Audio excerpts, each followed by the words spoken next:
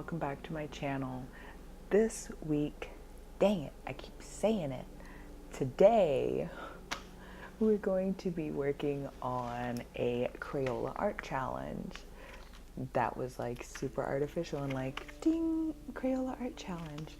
But we are going to be doing a Crayola art challenge today because recently my boyfriend had to buy this pack for one of his classes, and he knew I wasn't going to let him use my markers, so he just went ahead and bought a generic thing of super tips because he had some fashion drawing stuff to do for one of his classes, and after the class was over he has no use for them, so he offered them to me, and I thought it would be a really cool idea to go ahead and do a Crayola marker challenge because I've seen them floating around here on YouTube before, and I'd really like to give my hand at some of these challenges. So hopefully this will be the first of many, and I hope you guys enjoy the artwork and the journey that I kind of took to get to the end of it. All right, I'll see you guys at the end.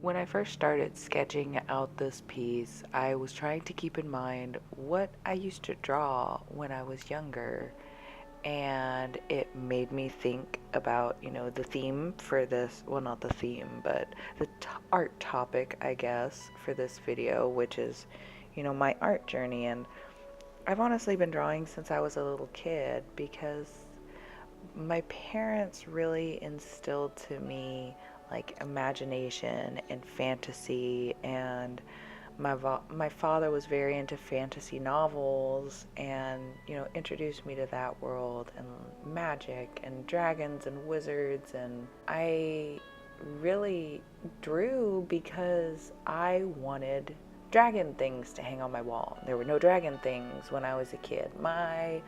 My little kid self would love How to Train a Dragon and all of that stuff, but that's one reason why I really drew a lot of stuff, because I wanted medieval princesses to color, so I had to draw them myself. I wanted dragons and unicorns to color, and I drew them myself so that I had something to color when I was a kid. I have very fond memories of coloring and drawing with my grandmother, with both of my parents, and drawing and art has just always been a huge part of my life. Once I got into middle school and I could take art as an elective class, oh buddy, I was in every single art class that I could enroll in, every single one. From middle school to high school, I was in at least one art class every semester and hopeful for extras. I mean, I was in every single art class. So that covered, general quote-unquote arts knowledge, like line, form, shape, perspective, all the building blocks for drawing in those classes and all that time. And I didn't go to a nice high school or an art school or I went to college later on, but my high school was just a generic high school, so it wasn't super fancy. But I got my general arts knowledge, rinse, wash, repeat through high school. Other than, in high school we had AP art classes, which weren't really anything different. It was the same art instructor as the normal class. She was just more strict on what and how we drew things, and like every other artist, I've got some high school art drama, but I don't think mine is the same as everybody else's. I had issues with my teacher, but I never kind of let them get in the way of my art journey, I guess. I just kind of took what she said with a grain of salt and kept going. But anyways, that's getting far too involved into that, and this picture is just flying by, and we're still in high school. Fast forward a couple of years, I'm in AP drawing. I go ahead and take some digital photography classes. I take some sewing classes. I become president of the art club, though I didn't really do anything with that opportunity. And all of a sudden, I'm enrolling into college at the Art Institute of Houston. When I first showed up there, I really didn't even know what I wanted to pursue my degree in.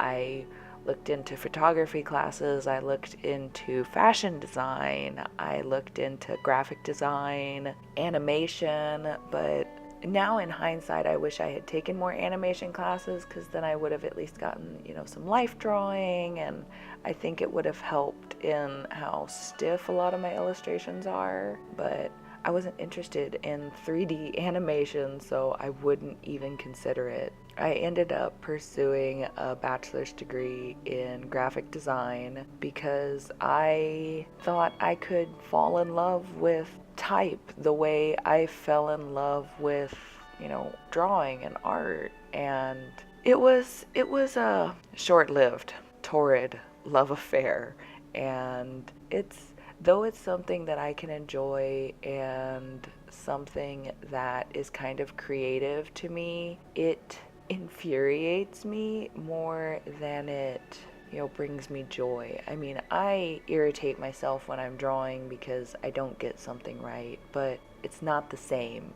To any degree, it is not the same, and I would rather draw every single day and let my wrist fall off than click a million times a day and still have my wrist fall off. So at least for a little while, I'm going to be pursuing more of my traditional art than any graphic design that I had done previously. For a while, I really tried to integrate the two together, and things like hand-drawn type has gotten really, really popular in the meantime, and I'm really sad that I didn't stick with it more, because I just had so many instructors at the Art Institute tell me that wasn't how type worked. You couldn't have hand-drawn type. You couldn't have letter forms like that. And I'm really sad that I listened to them, because now, especially, the hand-drawn, or the want for hand-drawn type is so increased in the past 3, 4, 5 years since I graduated from college. As well as, I always look back as an artist and I'm like, well, what if this influence hadn't gone away? Like, what would my art have developed into if I had, put more time and effort into that particular type of art? And I don't know. These are random things I think about, but I so enjoyed going back to my roots with these Crayola Super Tips. Though I will say, I forgot that I used to just leave everybody with like paper colored skin, because I never colored. No, you can never trust those peach colors. Ah, well, maybe the next time I approach this, I might try something more patterny, or maybe something more like my lyric drawings, which is, what I actually use markers like this for. Surely you'll see them in the future in my typical lyric drawings. Be sure to let me know down in the comments if there are any other art challenges that you guys would like to see me do, like maybe a 3 marker challenge, 5 marker challenge, maybe a monochrome, a tertiary, split, complementary. I can't think of any normal ones. Some sort of color art challenge. Let me know in the comments. I can't talk anymore. I'll see you guys in the outro. Thank you guys as always for watching. You guys' support here on YouTube means the world to me. Thank you so much, and see you soon. Hey everyone, I hope you guys enjoyed the video. I'm sorry if this looks kind of weird, but my little muffin is here demanding attention and trying to eat my lipstick. It's not even lipstick, it's just lip gloss. She's being weird. Sorry. Anyways, thank you guys so much for watching, and I hope you guys liked my Crayola challenge, and I hope to see you back soon. We've had so many new subscribers lately. I'm so happy to be sharing my artwork with you guys. Say bye, Cass. Oh, she doesn't care about anything. She doesn't care about anything. I'll see you guys soon. Thank you. Don't forget to like, comment, and subscribe if you like my artwork and want to see more here on YouTube. I can talk. No more finger guns. Bye, guys.